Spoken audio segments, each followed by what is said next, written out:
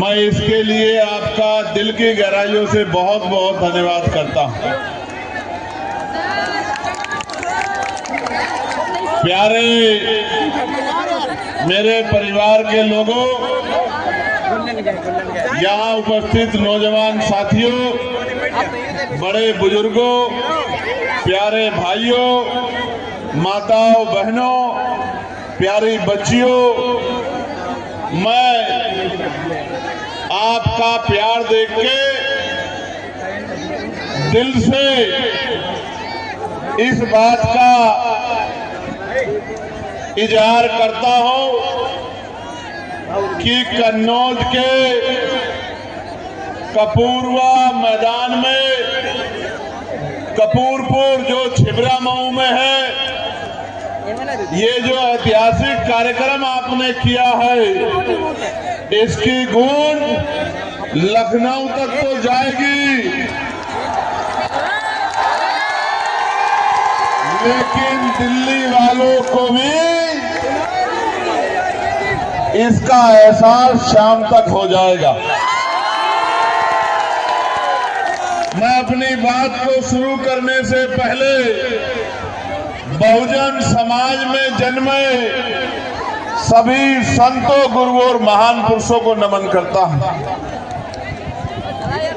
इसलिए नमन करता हूं क्योंकि वो महापुरुष, उनका जीवन, उनका संघर्ष, उनका त्याग, उनका बलिदान, ये सब मिलकर ही आज ये दिन आया है कि एक प्राइमरी स्कूल के हेडमास्टर का बेटा लोकसभा में आपकी आवाज बनता है और उसको प्यार आशीर्वाद देने, अपने आंदोलन को मजबूत करने आप लोग सुबह सुबह ठंड में घर से निकलते हैं और जब मैदान तक हम लोग पहुंचे हैं तो जिधर भी देख रहे हैं नीला समंदर नजर आ रहा है, नीले नीले पटके पहने इस देश के संविधान के रखवाले नजर आ रहे हैं। प्यारे साथियों, मैं धन्यवाद दूंगा सभी पदाधिकारी, भीम आर्मी आजाद समाज पार्टी के हमारे बंधुजन, हमारे कार्यकर्ता, नेता, मीडिया के बंधु और पुलिस के भाइयों बहनों, मैं आपका बहुत बहुत धन्यवाद करता हूं। मैं इस बात से शुरू करूंगा कि कार्यक्रम यहां नहीं था। कार्यक्रम कहां तय हुआ था? कार्यक्रम तय हुआ था कसावा मैदान में।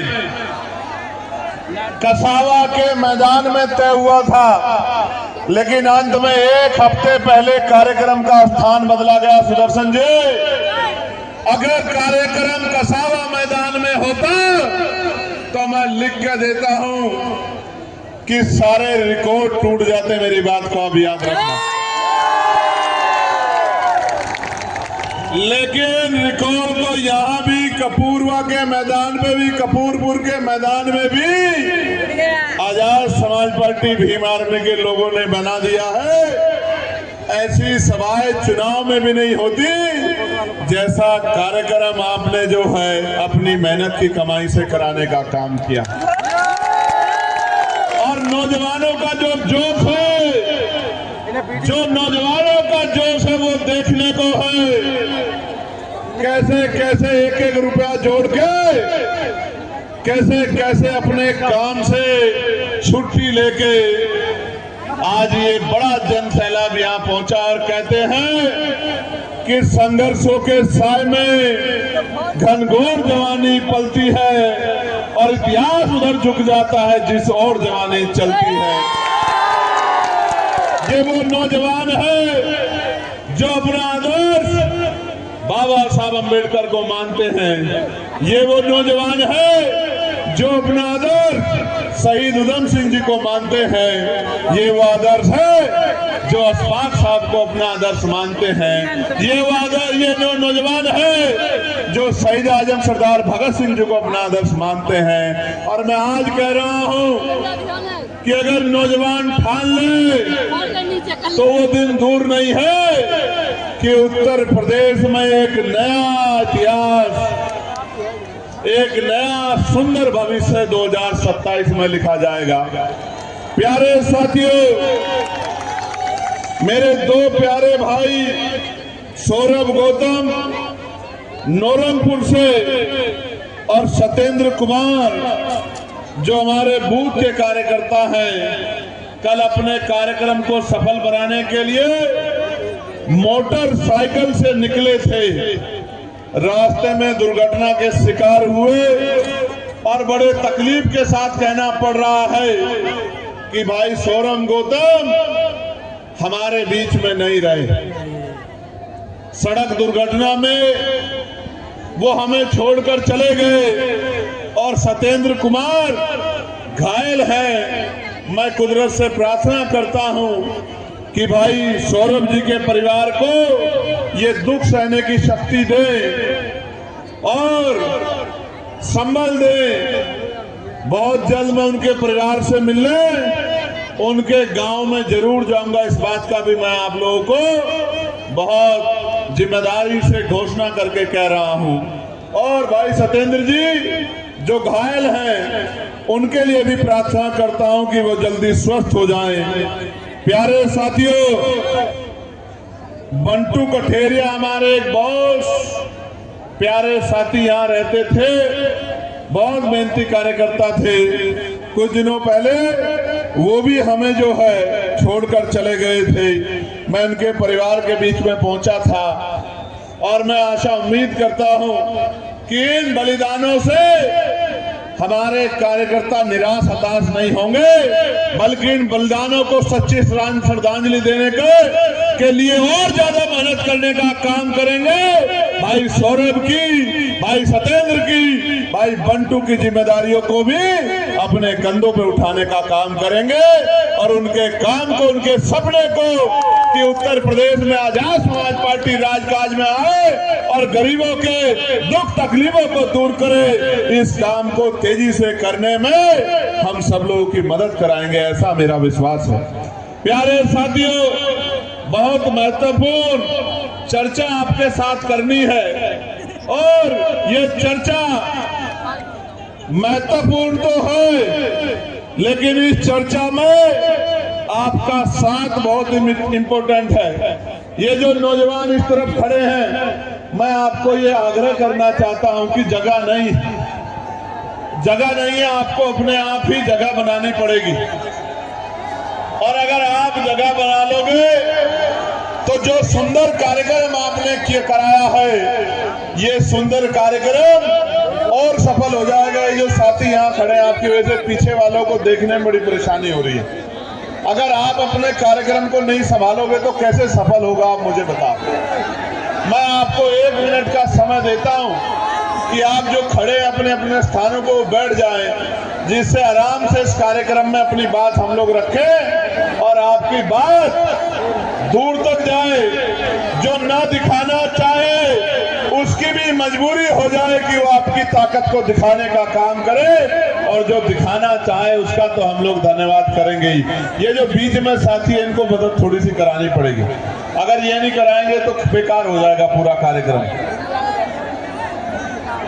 थोड़ी सी व्यवस्था आप लोग नीचे बैठ के करा दो तो फिर आसान हो जाए।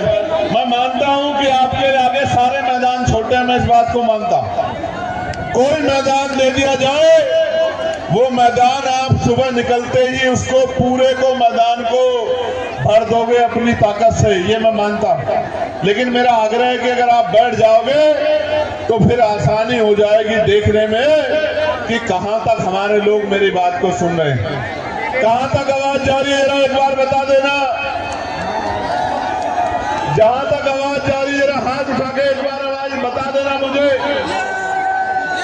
बस ये कुछ गैर जिम्मेदारी कर रहे हैं नौजवान, बाकी तो सब मान गए हैं। यहाँ कुछ गैर जिम्मेदार नौजवान हैं, आपका फोटो मैंने देख लिया, लेकिन अब आप बैठ जाओ, वरना मैं मानूंगा कि आप बहुत जिम्मेदार साथी नहीं हो। फिर मैं इस बात को मानूंगा, फिर मैं मानूंगा कि आप अपने फर्ज को अदा नहीं कर रहे हो। आप तो दुश्मन की मदद जैसा काम कर रहे हो। जो दुश्मन चाहता है, हमारे विरोधी लोग चाहते हैं, वही काम आप कर रहे हो। फिर मुझे ऐसा लगेगा। बैठ जाओ जल्दी से, बैठ जाओ जल्दी से, बैठ जाओ। बहुत अच्छे, ये तो इधर वालों ने तो बहुत अच्छा कर दिया। इधर वाले थोड़े से रह गए, वहां कुछ नौजवान हैं, कुछ जिम्मेदार साथी उधर वाले भी कर रहे हैं गड़बड़। ये गड़बड़ करने के लिए तो विरोधी बहुत है। आप लोगों के कंधों में तो जिम्मेदारी है संविधान बचाने की, है या नहीं है बताओ। प्यारे फौजियों, इस देश में आज जो देश बना है वो देश ऐसा हमेशा नहीं था।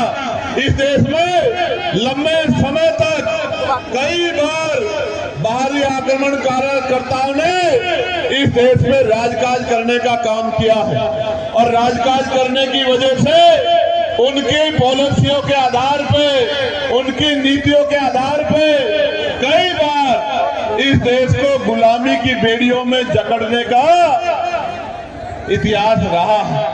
आज समय आ गया है कि हम इतिहास को पढ़ें, इतिहास से सीख लें और अपने वर्तमान को मजबूत बनाएं और अपने भविष्य को इनकलाबी बनाकर रख दें, अपने भविष्य को मजबूत कर दें। प्यारे साथियों, इस देश में लोकतंत्र पहले नहीं था, और जब तक लोकतंत्र नहीं था, गरीब, किसान, कमजोर, नौजवान, दलित, पिछड़े, आदिवासी और तमाम तरह के कमजोर वर्गों के लोगों को मुख्य धारा में आने का मौका नहीं मिलता था। प्यारे साथियों, इस देश में अगर बाबा साहब अम्बेडकर, राष्ट्रपिता ज्योतिबा फूले, छत्रपति साहूजी महाराज, टीवी पेरियार रामास्वामी नायकर, पेरियार ललई यादव, बाबू जगदेव प्रसाद कुशवाहा, जननायक कपूरी ठाकुर, मामना रामसू वर्मा, चौधरी महाराज सिंह भारती, सर छोटू राम, चौधरी चरण सिंह जी, मान्यवर दीना बाना वाल्मीकि जी और मेरे गुरु मान्यवर काशीराम जैसे बहादुर योद्धा पैदा ना होते तो ये हक वंचित समाज आजादी तो होती, लेकिन सांस नहीं ले पाता अपनी आजादी के साथ।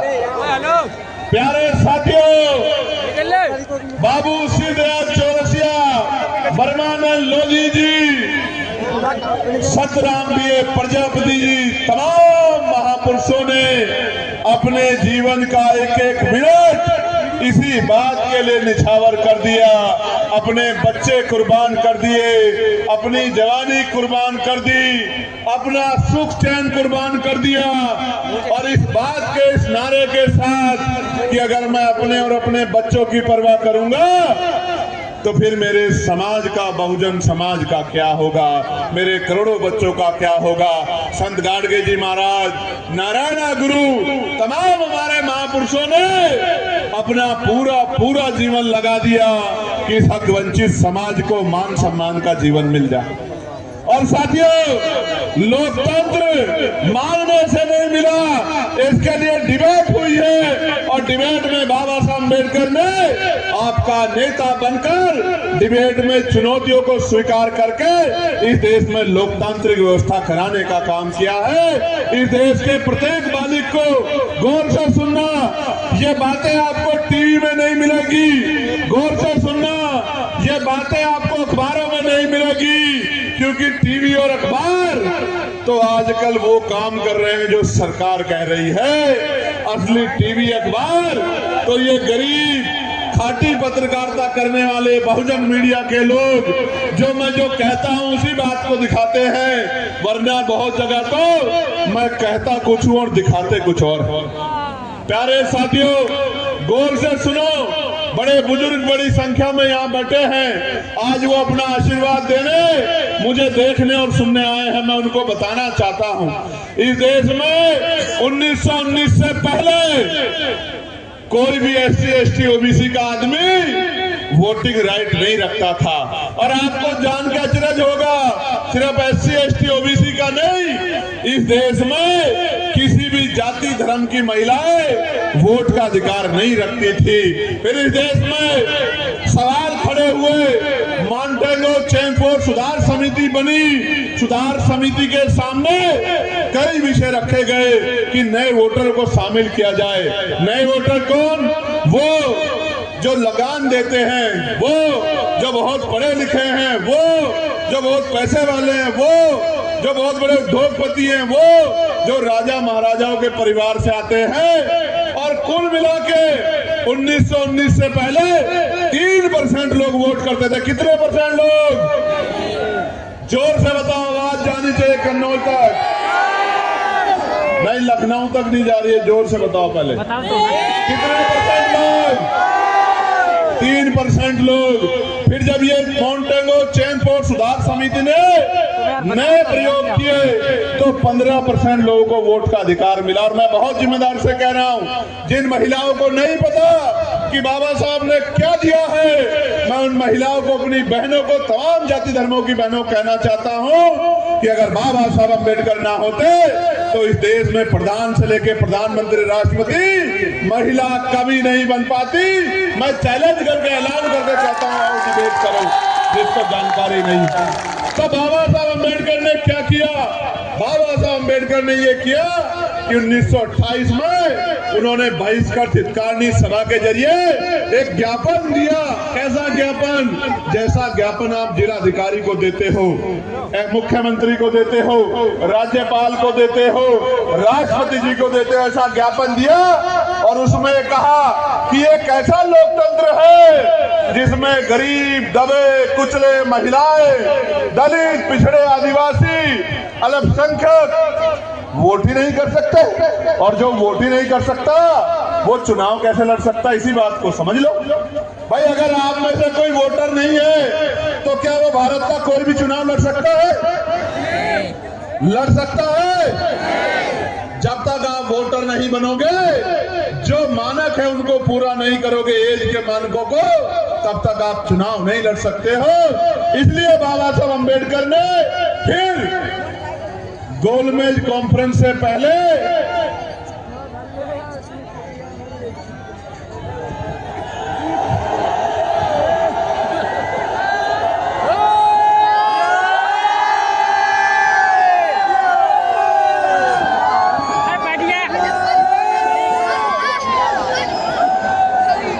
तो बाबा साहब की सिफारिशों पर साइमन कमीशन भारत आया। कौन आया?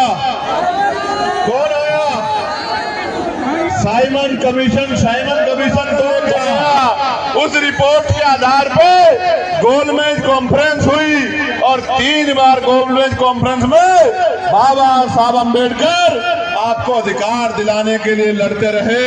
और बाबा साहब अम्बेडकर की सिफारिशों के कारण इस देश में कमजोर वर्गों को भी वोट का अधिकार मिला। और ये भारत पहला ऐसा देश है जहां संविधान के लागू होने अम्बेडकर के प्रयासों से मिलने का काम हुआ है मेरे साथी। और मैं वोट की ताकत बताता हूं। वोट की ताकत समझो। अगर ये वोट का अधिकार नहीं होता तो ये जो बड़े बड़े कुर्ते वाले, बड़ी बड़ी गाड़ियों वाले, बड़े बड़े धन्ना सेठ आपकी गलियों में आते हैं, चुनाव के समय आपके पैर पकड़ते हैं, आपके पैर छूते हैं, आपके घर का खाना खाते हैं, आपसे भाईचारा निभाते हैं, आपके घर में कुर्सियों पर बैठ के कहते हैं कि माँ मेरे सिर पे हाथ रख दो, चाची, भाभी, बुआ, ताई, दादी मेरे सर पे हाथ रख दो। ये जो महलों वाले लोग आज आपके बीच आते हैं तो ये इस वोट की वजह से आते हैं। जिस दिन वोट का अधिकार चला गया, आप मर जाना, आप गल जाना, आप सड़ जाना, आप भूखे रह जाना, एक अमीर आपकी गली में नहीं आएगा। मेरी बात को आप याद रखना। एक वोट के रूप में हथियार, स्वाभिमान सम्मान का जीवन दिलाने के लिए हथियार बाबा साहब अम्बेडकर हमको दिला के गए हैं। इसलिए बाबा साहब ने किसी की जमीन नहीं छीनी, बाबा साहब ने किसी का घर नहीं छीना, बाबा साहब ने किसी के रुपए नहीं छीने। अगर आज भी इस देश में बाबा साहब अम्बेडकर की प्रतिमाएं तोड़ी जाती हैं, आज भी इस देश में फूले साहू की प्रतिमाएं तोड़ी जाती हैं, आज भी इस देश में बाबा साहब अम्बेडकर को अपमानित करने की कोशिश की जाती है, उसका एकमात्र कारण ये है कि बाबा साहब अपने बच्चों को नौकरी नहीं लगा के गए, अपने करोड़ों बच्चों को इज्जत से जीने का अधिकार संविधान में दिला के गए। इस कारण बाबा साहब अम्बेडकर का विरोध किया जाता है। प्यारे साथियों, मैं ये कह रहा था आपसे कि बाबा साहब अम्बेडकर से जो विरोध है हमारे महापुरुषों से, वो विरोध इसलिए नहीं है कि उन्होंने किसी की जमीन छीनी है। उन्होंने आपको स्वाभिमान सम्मान का जीवन दिलाने का प्रयास किया है, इसलिए कुछ लोग इस देश में उनका विरोध करते हैं। और कुछ लोग इसी वजह से कि आप उनको मानते हैं, कुछ लोग इसी वजह से, मात्र इसी वजह से उनका सम्मान करने का दिखावा भी करते हैं। उनका सम्मान वही करता है जो विचारों पे चलता है, जो उनके विचारों के खिलाफ चलता है। न वो उनका सम्मान करता है, न वो आपका अपना है। वो तो आपसे वोट की लालसा रखता है, इसीलिए वो बाबा साहब की बात करता है। वरना यहाँ वो भी लोग राजनीति कर रहे हैं जिन्होंने बाबा साहब अम्बेडकर के नाम पे बने स्मारकों को रातों रात बदलने का काम किया था। उन स्मारकों पे उनकी पट्टिकाओं को बदलने का काम किया था। मान्यवर काशीराम साहब के नाम पे बने मेडिकल कॉलेजों का नाम बदलने का काम किया था। राष्ट्रपिता ज्योतिबा फूले के नाम पे बने जिलों के नाम बदलने का काम किया था। गुरु रामदास जी के नाम पे बने जिलों का नाम बदलने का काम किया था। और जब प्रमोशन में रिजर्वेशन के लिए कर्मचारी लड़ रहा था, तो प्रमोशन में कर्मचारियों को खून के आंसू दिलाने वाले लोग भी आज आपके हितैषी होने की बात कर रहे हैं। आपको समझना पड़ेगा, आपको समझदारी दिखानी पड़ेगी। अगर आपने दोस्त दुश्मन में फर्क नहीं महसूस किया, तो दोस्त दुश्मन दोस्त बन के कब आपकी पीठ में छुरा घोंप देगा आपको पता भी नहीं लगेगा। एक तरफ हम लोग हैं जो कप्तान के परिवार को नहीं जानते, जो सोनू कश्यप के परिवार को नहीं जानते, जो कौशाम्बी की अपनी पाल बहन के परिवार को नहीं जानते, विशंबर प्रजापति के परिवार को नहीं जानते, आकाश पूजक के परिवार को नहीं जानते, पहलवान बेटियों के कभी घर नहीं गए, लेकिन जब उनके ऊपर अन्याय की कोई भी लाठी पड़ती है, उनके ऊपर जुल्म होता है, तो जान की बाजी लगा के उनके लिए लड़ने के लिए जाते हैं। एक तरफ वो लोग हैं और एक तरफ वो लोग हैं जो चुनावी फायदे के लिए तमाम तरह के नारे पकड़ने का काम करते हैं। आपको सावधान रहना पड़ेगा, क्योंकि ये वो लोग हैं जिनको राज करने का जब मौका मिला, तो आपके बच्चों को जो अधिकार मिल रहे थे, सरकारी ठेकेदारी में जो आरक्षण मिल रहा था, उन आरक्षण को खत्म करने का काम इन्हीं सरकारों ने किया। और तो और 22 दिन तक उसके साथ शोषण किया गया, प्रशासन मौन रहा, शासन सोता रहा। आजाद समाज पार्टी के संज्ञान लेने के बाद 2 दिन बाद लड़की बरामद हुई और जो अपराधी था वो जेल गया। आप समझो कितने ऐसे मामले हैं जिनमें भीम आर्मी आजाद समाज पार्टी के लोग गरीबों की आवाज बनने का काम करते हैं, न्याय दिलाने का काम करते हैं। पहले तो मैं आपका धन्यवाद करूंगा नौजवान साथियों, आपकी शक्ति का, आपके प्यार का, आपका जो उत्साह, उसका धन्यवाद करूंगा, सच में धन्यवाद करूंगा। क्योंकि जब मुझसे कोई पूछता है कि आप कैसे यहाँ तक पहुंचे हो, तो मैं उनको कहता हूँ कि मुझे मेरे गरीब कमजोर समाज ने एक एक वोट और नोट देके यहाँ लोकसभा में भेजने का काम किया।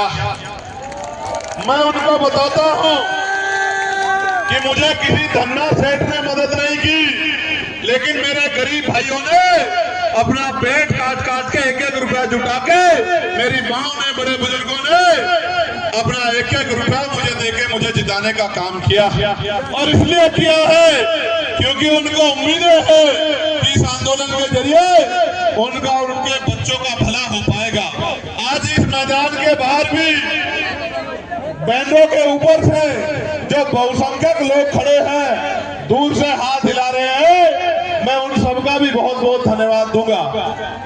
विरोधियों ने तो पूरी कोशिश की थी कि ये कार्यक्रम सफल ना हो, लेकिन आपने तो सबकी उम्मीदों पे पानी फेर के अपनी उम्मीदों को मजबूत कर दिया।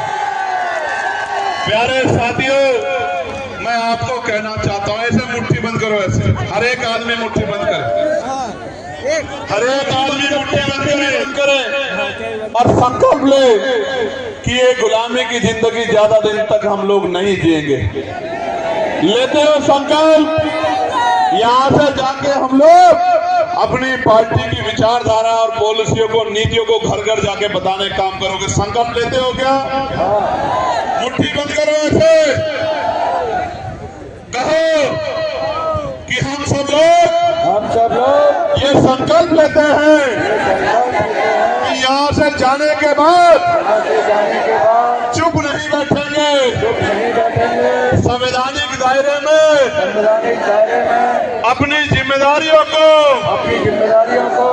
अपने कार्यों को मजबूती से आगे बढ़ाते हुए एक एक घर जाकर अपनी पार्टियों की नीतियों को, अपनी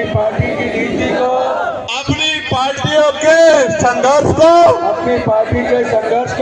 हर घर तक पहुंचाने का काम करेंगे, लोगों को जागरूक करेंगे,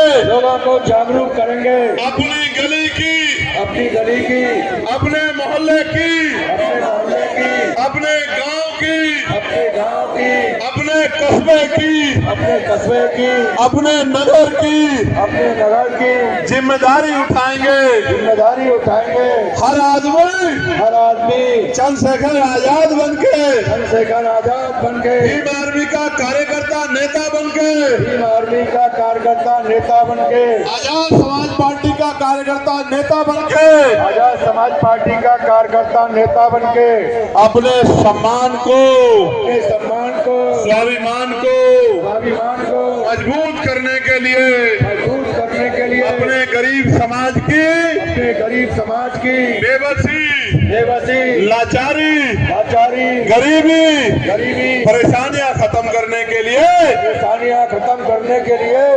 संघर्ष करेंगे, प्रयास करेंगे, अपने बच्चों को अच्छी शिक्षा दिलाने के लिए, रोजगार दिलाने के लिए, जुल्म जाति खत्म करने के लिए मेहनत करेंगे, लोगों को जगाएंगे, अपने महापुरुषों का संघर्ष बताएंगे, अपनी पार्टी का संघर्ष बताएंगे, किस तरह हम लोग अन्याय के खिलाफ लड़ रहे हैं, और हम सब लोग मिलकर छोटी लड़ाई झगड़ों को अपनी बातों को पीछे छोड़ते हुए भाईचारा बना के मेहनत करने का काम करेंगे। अब मैं आपसे पूछना चाहता हूँ, करोगे नहीं करोगे? फिर जवाब से बताओ, मेहनत करोगे नहीं करोगे? ताकत बनाओगे नहीं बनाओगे? आजाद समाज पार्टी को राज में लाओगे नहीं लाओगे? गरीबों को ताकत दोगे नहीं दोगे? जुल्म जाति रोकने में मदद करोगे नहीं करोगे? नाइंसाफी खत्म करने में मदद करोगे नहीं करोगे? अपने घरों पर जाकर संकल्प लेके काम करोगे नहीं करोगे? बताओ। दोनों हाथ उठाओ ऐसे। जय भीम, जय भारत, जय मंगल, जय जोहर, जय संविधान। और आज मैं बहुत धन्यवाद करूंगा वीपी सिंह जी को भी, क्योंकि वीपी सिंह जी ने भले ही किसी कारणों पे, कैसी परिस्थितियों में जो निर्णय लिया था मंडल कमीशन की सिफारिश से लागू करने का, उससे हमारे पिछड़े वर्ग के लोगों को सशक्तिकरण होने का मौका मिला है। इसलिए मैं आदरणीय वीपी सिंह जी को भी और मान्यवर काशीराम जी को भी और तमाम हमारे महापुरुषों को धन्यवाद देता हूं, और अपने एक छोटे भाई का, प्यारे भाई का, बहनों का, माओ का, बड़े बुजुर्गों का बहुत धन्यवाद करता हूं।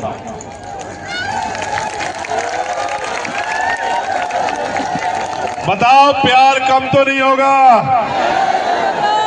किसी की बातों में तो नहीं आओगे? अपनी लड़ाई को कमजोर तो नहीं करोगे? धोखा तो नहीं खाओगे? वोट किसे जाएगा? अपने साथ 10-10 लोगों को तैयार करोगे नहीं करोगे? पक्का बताओ। मैं बहुत बहुत धन्यवाद देता हूं उनको भी जिन्होंने अपनी मेहनत की कमाई से एक एक पैसा जुटा के इस कार्यक्रम को सफल बनाने का काम किया है। अपनी पार्टी के इस क्षेत्र के जिम्मेदार लोगों के तमाम नेताओं को, कार्यकर्ताओं को, पदाधिकारियों को, सबको मैं बहुत बहुत धन्यवाद देता हूं क्योंकि उनकी मेहनत से ही ये दिन संभव हो पाया। बहुत बहुत धन्यवाद। मैं ये कहना चाहता हूं, मैदान ही तो छीन लोगे, क्या दिल से भी निकाल पाओगे? क्या मैदान ही तो छीन लोगे, क्या चंद्रशेखर आजाद का प्यार कम कर पाओगे? क्या कर सकती है क्या सरकार? को कर सकता है क्या कोई? पक्का मेहनत करोगे ना? वचन दो, जोर से वचन दो।